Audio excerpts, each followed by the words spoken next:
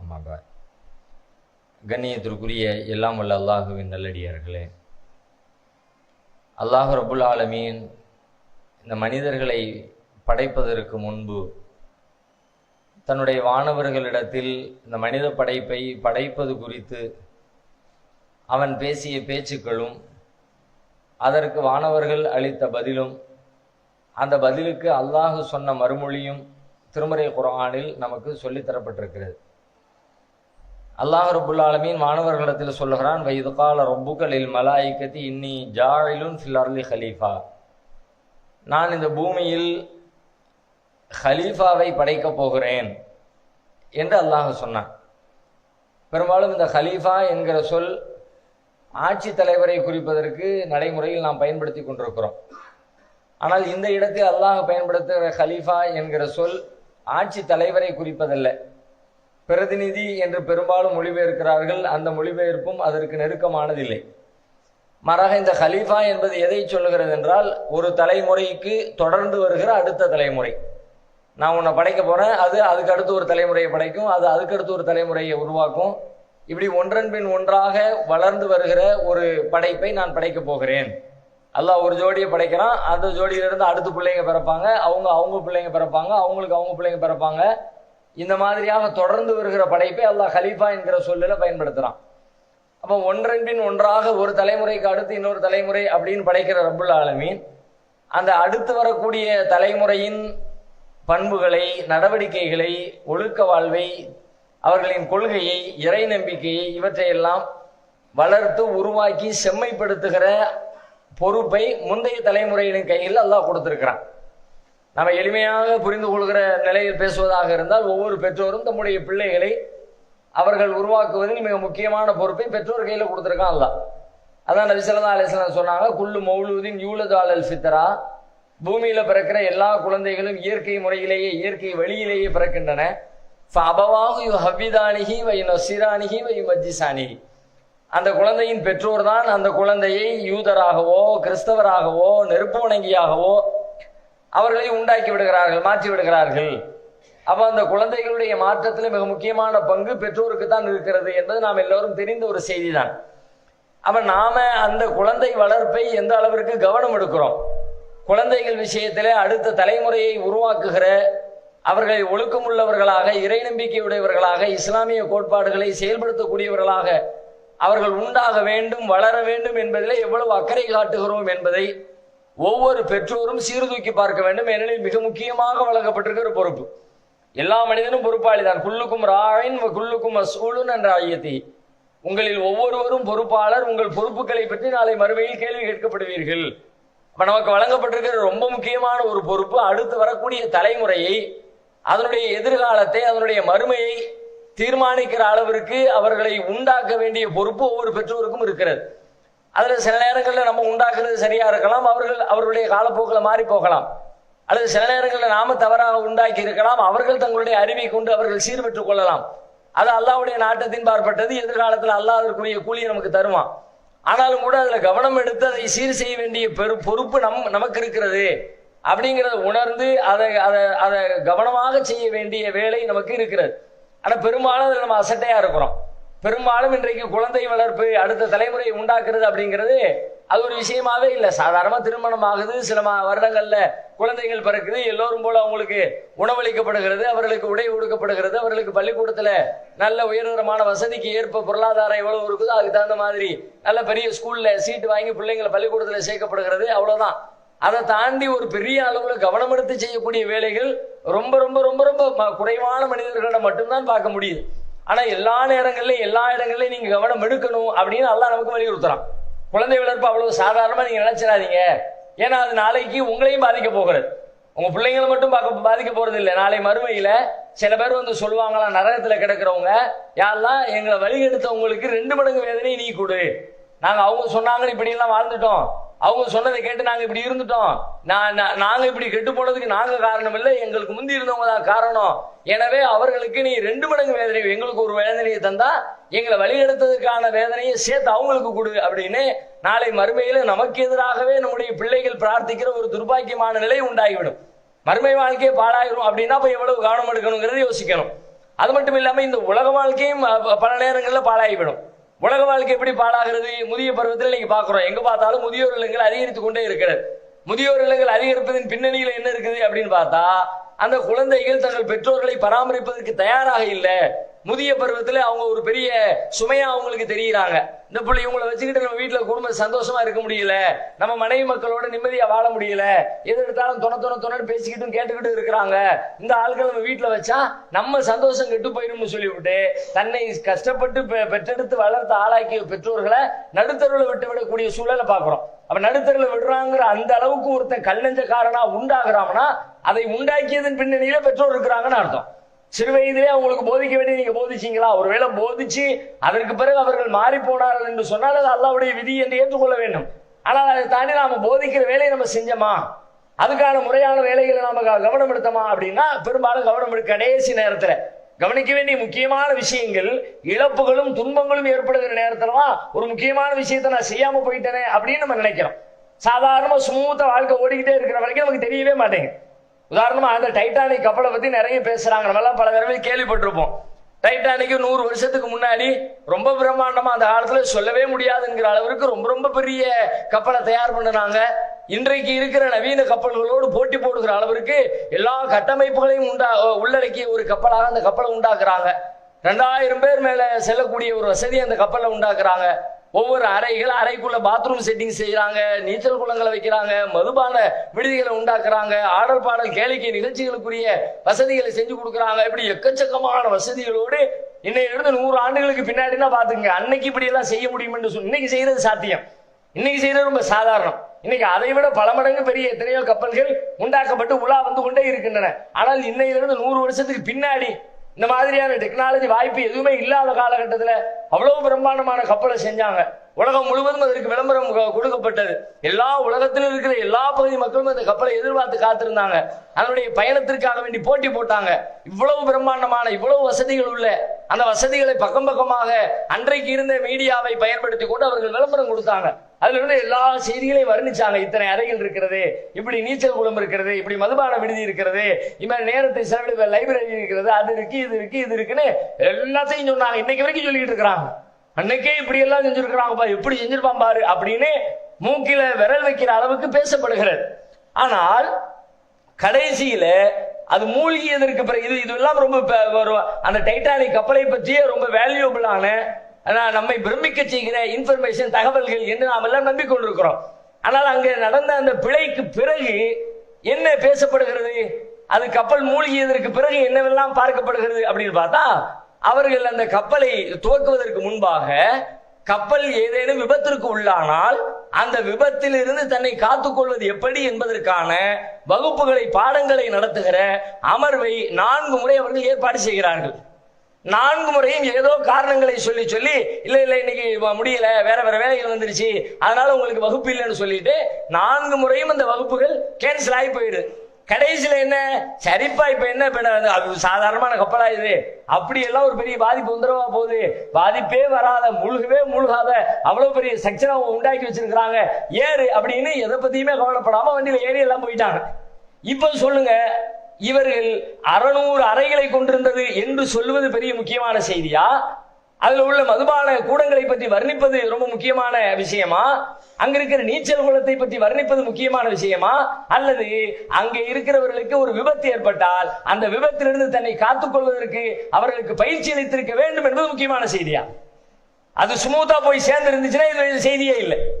அது மூழ்கிற உடனே ரொம்ப முக்கியமான விஷயம் என்ன கேட்ட எல்லாருமே சொல்லுவோம், இதெல்லாம் முதல்ல சொல்லி கொடுத்துருக்கணும். பிரச்சனை வரும்போது எப்படி தப்பிக்கிறது சொல்லி, அது இன்னைக்கு சொல்றோம், அன்னைக்கு சொல்லியிருப்போமா? அன்னைக்கு சொன்னார்களா? உலகம் சொல்லிச்சா? சொல்லலையே. ஏன் சொல்லல? அப்ப மூளை வேலை செய்யல. இருக்கிற பாசிட்டிவ் மட்டுமே பார்த்துட்டு போயாச்சு. நெகட்டிவ் தாட்ஸ், இதுல உள்ள எதிர்மறை என்ன, பிரச்சனை என்ன, சிக்கல் என்ன, சிக்கலை தீர்க்கிற வழி என்ன, அதை பத்தி யோசிக்கவே இல்லை. ஒரு சாவி, ஒரு பைனாகுலார் வச்சிருந்த சாவி, பைனாகுலாரு ஒரு ரூமுக்குள்ள வச்சிருக்கிறாங்க அந்த கப்பல்ல. அந்த ரூமுடைய சாவியை அவர்கள் தவற விட்டு விடுகிறார்கள். அது ஒரு சாதாரண செய்தியாகத்தான் இருக்கிறது எப்போ கப்பல் ஓடிக்கொண்டே இருக்கிற பொழுது. ஆனால் கப்பல் மூழ்கிய பிறகு என்ன ஆகுறது அப்படின்னு கேட்டா, இந்த பைனாகுலர் ரூம் சாவியை தொலைச்சு விட்டானுவ, அது மட்டும் இருந்துருச்சுன்னா, ஏன்னா பைனாகுலர் வச்சுதான் இன்னைக்கு இருக்கிற டெக்னாலஜி கிடையாது. தூரத்துல எதுவும் பனிமலைகள் வருகிறதா அப்படிங்கிறத இந்த மாதிரியான பைனாகுலர் வச்சு பார்த்து கண்டறிந்து தங்கள் திசையை மாற்றிக்கொள்ள வேண்டும். அதுக்கான அது மாதிரி ஒரு சிக்னல் இருக்குது, ஏதோ நம்ம தூரத்துல என்னமோ தெரியுது, அது பனிமலையா என்னன்னு பார்க்கணும், அது மேகமூட்டமானு பார்க்கணும், உடனே ரூமை துறை பைனாகுலர் தேடுவோம்னு சொல்லிட்டு பைனாகுலர் ரூமுக்கு போனா ரூமுக்கு சாவியை காணும். சரி, பைனாகுலர் வச்சிருக்க ரூமு சாவியில் இப்ப என்ன பெரிய மேட்டரா அப்படின்னு அன்றைக்கு இப்ப சாதாரணமா இருந்துச்சு. எப்போ கப்பல் ஓடிக்கொண்டிருந்த பொழுது, கப்பல் மூழ்கிச்சு என்ன பண்ண பிறகு அந்த ரூம் எவ்வளவு முக்கியமான மேட்ரு. பைனாகுலர் அந்த ரூம் சாவியை தொலைப்பானா பயப்படாது, மத்த எந்த ரூம் சாவியும் தொலைச்சிருக்கலாம், இந்த ரூம் சாவியை தொலைக்க கூடுமா? இன்னைக்கு அது ரொம்ப முக்கியமான இன்ஃபர்மேஷன். ஆனால் அன்றைக்கு அப்ப எப்பொழுதுமே நமக்கு இழப்புகளும் துன்பங்களும் வந்ததற்கு பிறகு அதுல அப்பதான் நமக்கு பாடம் வருது, அறிவு வருது, எது முக்கியமானது, நம்ம வாழ்க்கையில எது தேவையானது, எது அத்தியாவசியமானது, எதை மிஸ் பண்ணவே கூடாது. அந்த அடி விழுகிற நேரத்துல இதைத்தான் மிஸ் பண்ணிருக்க கூடாதுன்னு நமக்கு புரியுதுல. அல்லாஹ் ரப்பல் ஆலமீன் அந்த அடி விழுறதுக்கு முன்னாடியே நமக்கு பாடம் நடத்துறாரு. முக்கியமானது இது, இதை நீ பாத்துக்க. எது எது எல்லாம் முக்கியமானது, எது எது எல்லாம் முக்கியமற்றது என்று அல்லாஹ் சொல்லுகிறானோ அதை நாம் அலட்சியப்படுத்துகிறோம்.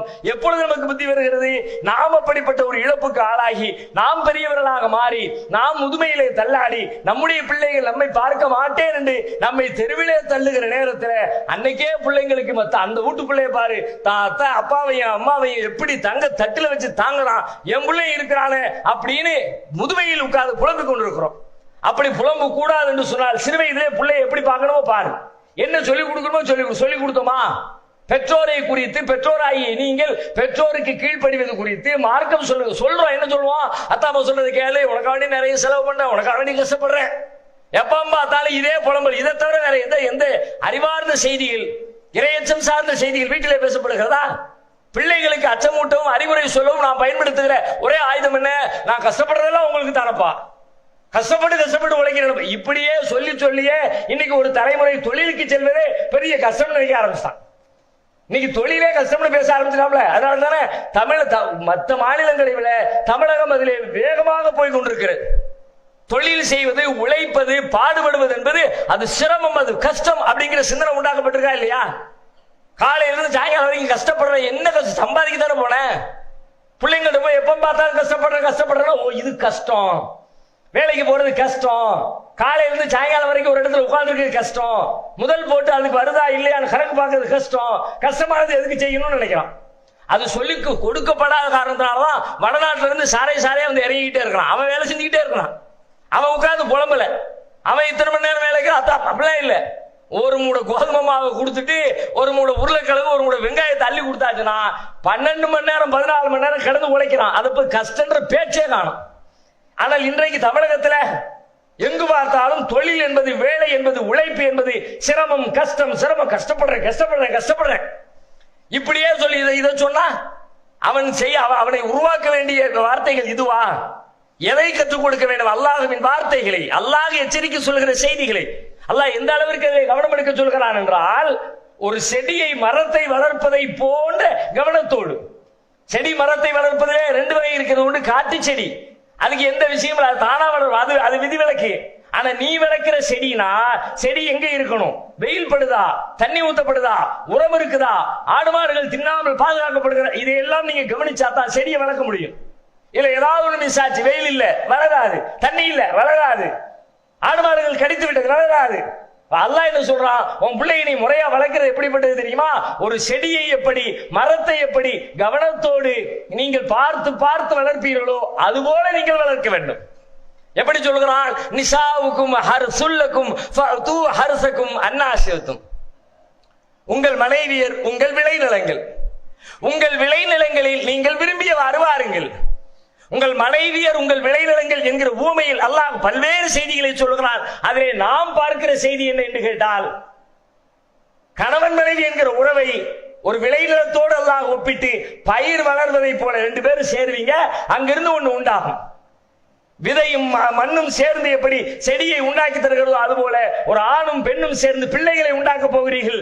அதை எப்படி பொறுப்போடு கவனத்தோடு பார்ப்பீர்களோ அதுபோல இதையும் நீங்கள் கவனத்தோடு பார்க்க வேண்டும் என்று அல்லாஹ் நமக்கு மறைமுகமாக இதிலே பாடம் நடத்துகிறார். அந்த கவனம் எத்தனை பேருக்கு இருக்கிறது? நாம் என்ன சொல்லி கொடுத்திருக்கிறோம்? கொஞ்சம் நிதானமா இந்த 1 மாத காலத்தில், இல்லை இந்த 1 வார காலத்தில், கடைசி 1 வீக்ல என் பிள்ளைக்கு நான் சொல்லி கொடுத்த செய்தி என்ன அப்படின்னு நெஞ்சில கை வச்சு நீங்க சொல்லுங்க பார்க்கலாம். எத்தனை பேரால் இதற்கு திடமாக உறுதியாக பதிலளிக்க முடியும்? அவன் ஒழுக்கத்திற்கு, அவனுடைய வழிபாட்டிற்கு, அவனுடைய இறை நம்பிக்கைக்கு, அவனுடைய சமூக பற்றுக்கு, அவனுடைய மனித நேயத்திற்கு என்று அவனுக்கு சொல்லிக் கொடுக்க வேண்டிய 1000 செய்தி இருக்கிறது. ஏதேனும் ஒரு செய்தியை கடந்த ஒரு வாரத்தில் ஒரு செய்தி சொல்லிக் கொடுத்திருப்போமா? ஒரு மாதத்தில் சொல்லிக் கொடுத்திருப்போமா? ஒரு ஆண்டில் சொல்லிக் கொடுத்திருப்போம். பல பேரு அலாம கல்யாணம் முடிச்சு புள்ள பிறந்து போனது வருஷாஞ்சு வருஷாச்சு போன போட்டா வீடுகளை என்னதா சாப்பிட்டியா, நல்லா இருக்கியா, படிச்சியா, எக்ஸாம் பாஸ் பண்ணியா, நல்ல மார்க் எடுக்கணும்னா சரி அம்மாட்ட கொடு, முடிஞ்சிச்சு, அவ்வளவுதான்.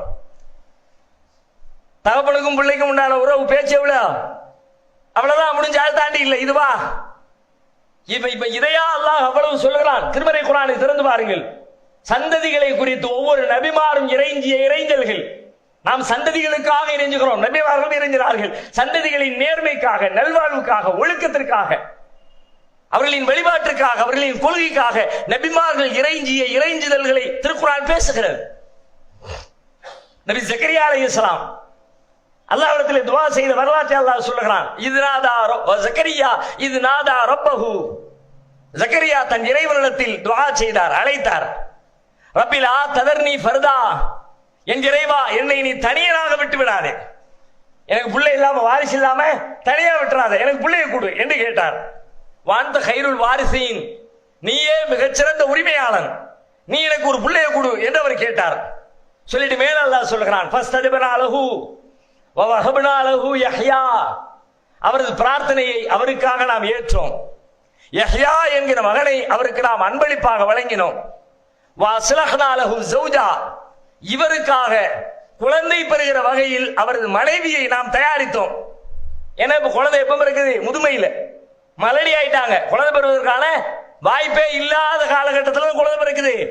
அதைத்தான் அல்லாஹ் சொல்றான், அஸ்லஹ்னா லஹு ஜௌஜா, இவருக்காக இவரது மனைவியை குழந்தை பெறுகிறவர்களாக நாம் தயாரித்தோம்.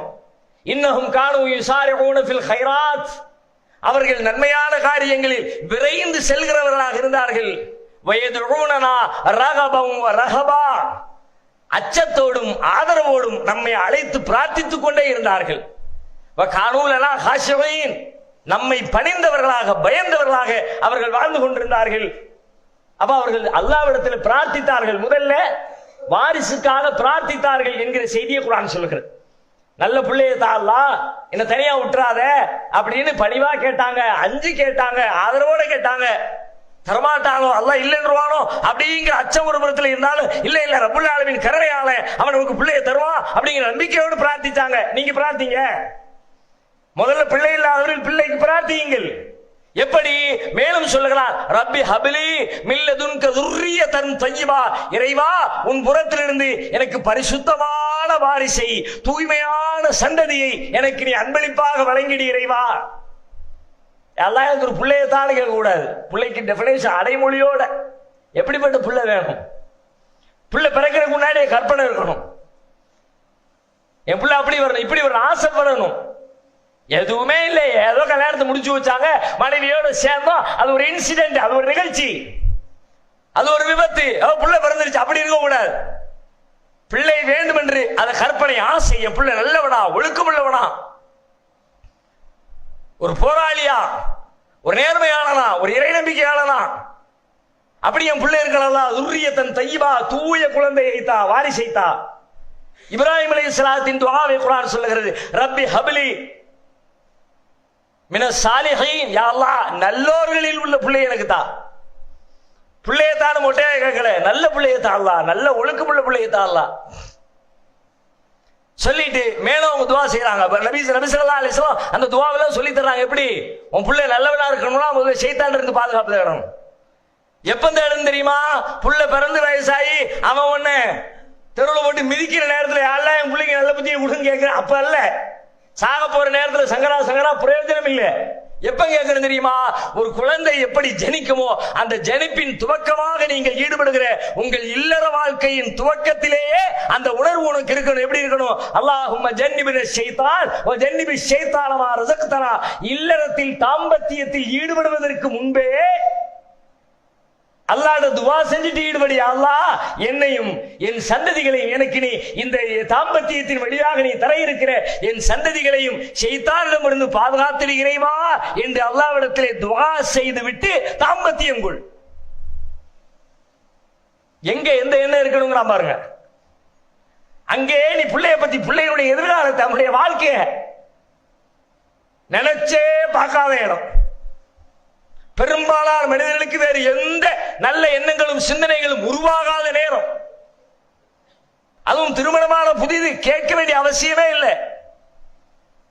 உடல் இச்சையை தாண்டி வேறு எதுவுமே சிந்தனைகளில் ஓடாத தருணத்தில் கூட இப்பொழுது நாம் இணைய போகிறோம். இணைவின் வழியாக அல்லாஹ் பிள்ளையை தர வாய்ப்பு இருக்கிறது. அப்படியானால் தர இருக்கிற குழந்தை நல்ல குழந்தையாக இருக்க வேண்டுமே என்று உன் இன்பத்திற்காக நீ இணைய போகிற அந்த தருணத்திலே அதன் விளைவாக கிடைக்க போகிற உன் வாரிசை பற்றி நீ சிந்தி அல்லாஹ்விடத்திலே துஆ செய். தமிழ் எத்தனை பேர் இந்த பிரார்த்தனையோடு நம் மனைவியரிடத்தில் ஒன்று கூடுகிறோம்? யோசித்து பாருங்க. அது மட்டும் இல்லை, ஒரு வரலாற்று சொல்லி காட்டுறான். புள்ள பிறந்துருச்சு, மரியம் அலைஹிஸ்ஸலாம். மரியம் அலைஹிஸ்ஸலாம் பிறந்துட்டாங்க. மரியம் அலைஹிஸ்ஸலாத்துடைய தாயார் துஆ செய்றாங்க. இன்னி சம்மைத்துஹா மரியம் வ இன்னி உஈதுஹா பிக்க வ ذُرِّيَّتَهَا மின ஷைத்தான். அல்லாஹ் இந்த பிள்ளைக்கு நான் மரியம்னு பேர் வச்சிட்டேன். என் பிள்ளைக்கு, என் பிள்ளையையும் அந்த பிள்ளைக்கு வரக்கூடிய வாரிசுகளையும் ஷைத்தானிடமிருந்து நீ பாதுகாத்து இறைவா.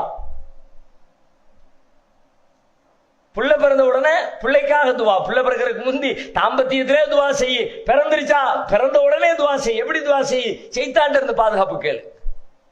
அதான ஒட்டுமொத்தமா ஷைத்தானிடமிருந்து பாதுகாப்பு கிடைச்சிருச்சுனா அவ்வளவுதான். அதை தாண்டி வேற என்ன நல்லதை கேட்க வேண்டியது இருக்கு?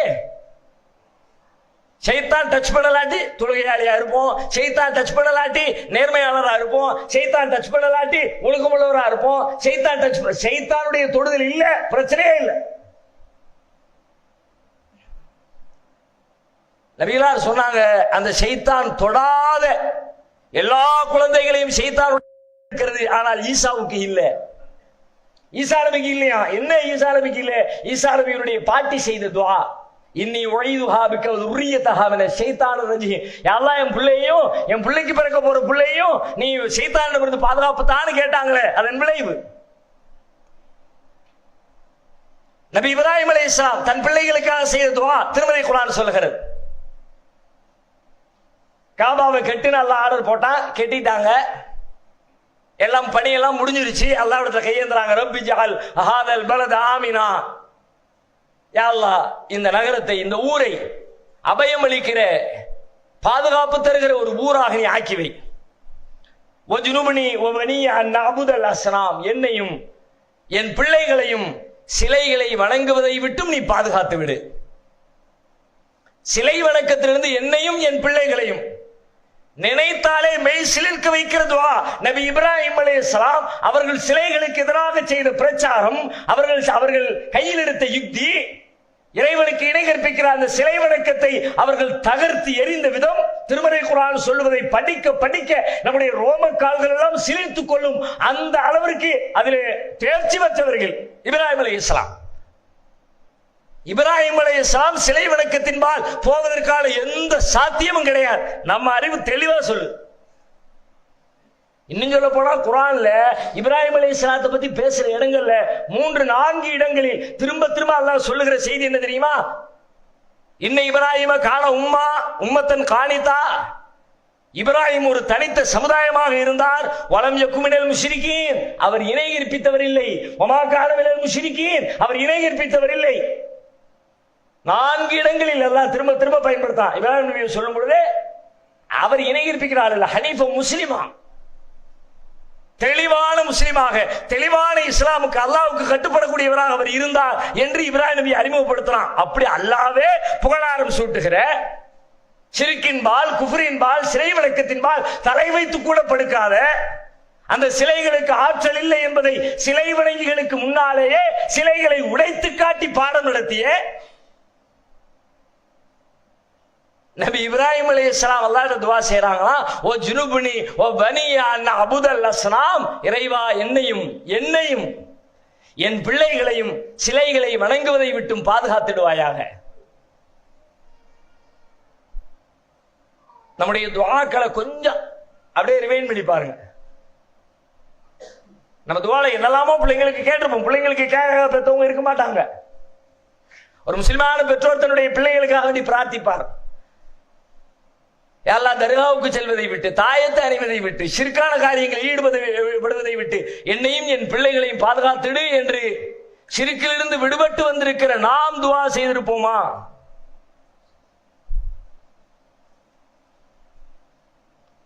அவ்வளவு உயரத்துல இருந்த கற்பனையே பண்ண முடியாது அப்படின்னு நம்ம சொல்ற இப்ராஹிம் அலைஹிஸ்ஸலாமே, யா அல்லாஹ் சிலையின் பக்கம் போக வச்சிடாத, என்னை காப்பாத்து அல்லாஹ்ட்ட துஆ செய்யறாங்கன்னா அப்ப நாம எதையெல்லாம் செஞ்சிருக்கணும்?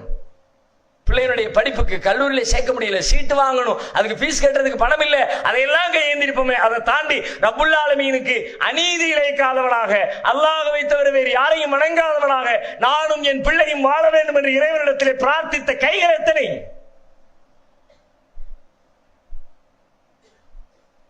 இன்னும் இப்ராஹிம் நபியினுடைய துஆவை திருமறை குர்ஆன் சொல்லுகிறது. ரப்பி ஜஅல்னி முகீம ஸலாத்தி வ மின் ذُرِّيَّتِي ரப்பனா வ தகப்பல் துஆ. ரப்பி ஜஅல்னி முகீம ஸலா, இறைவா என்னை தொழுகை நிலைநாட்டக்கூடியவனாக என்னையும் என் சந்ததிகளையும் ஆக்கிவை. ரப்பனா தகப்பல் துஆ, எங்கள் இறைவா துஆவை ஏற்றுக்கொள்ளக்கூடியவனே, என்னையும் என் பிள்ளையும் தொழக்கூடியவனா ஆக்கிவை, தொழுகை நிலைநாட்டக்கூடியவனா ஆக்கிவை. இன்னும் அல்லாஹ் குர்ஆன்ல சொல்றான், ரப்பனா, அல்லாஹ்ட்ட துஆ செய்யுங்க, ஹப்லனா மின் அஸ்வாஜினா வ ذُرِّيَّاتِنَا குர்ரத அயுனின் வஜஅல்னா லில் முத்தகீன இமாமா. யா அல்லாஹ், எங்கள் துணைவிகளையும் எங்கள் பிள்ளைகளையும் எங்களுக்கு கண்குளிர்ச்சியாக ஆக்கிவை. வஜஅல்னா லில் முத்தகீன இமாமா, முத்தகீன்களுக்கு இறையச்சமுடையோருக்கு எங்களை முன்னோடிகளாக ஆக்கிவை. நாங்களையும் பிள்ளைங்களும் எப்படி இருக்கணும்? முத்தகீனுக்கு முன்னோடி. முத்தகீனுக்கு முன்னோடி இவரே ஒரு முத்தகீனு, அவருக்கு வழிகாட்டுகிற அளவிற்கு, அவரை வழிநடத்துகிற அளவிற்கு இன்னொரு முத்தகீனா, அவ்வளவு பெரிய இறையச்சமா. அப்படி எங்களை நீ ஆக்கிவே அல்லாஹ் அப்படின்னு அல்லாஹ்ட்ட துஆ செய்யுங்க. அல்லாஹ் ரப்பல் ஆலமீன் கற்றுத் தருகிற செய்தி. எனவே வாரிசுகள் நமக்கு வழங்கப்படுவது, நமக்கு வழங்கப்பட்டிருக்கிற சந்ததிகள், பிள்ளைகள் சாதாரணமான விஷயம் அல்ல. பொறுப்புகளிலே ஆகச்சிறந்த பொறுப்புகளில் ஒன்று. அமானிதங்கள் வழங்கப்பட்டிருக்கிற அமானிதங்களில் மிக முக்கியமான அமானிதம் இது என்பதை உணர்ந்து இயன்றவரை நாமும் கற்று நம் பிள்ளைகளுக்கும் கற்றுக் கொடுத்து அவர்களையும்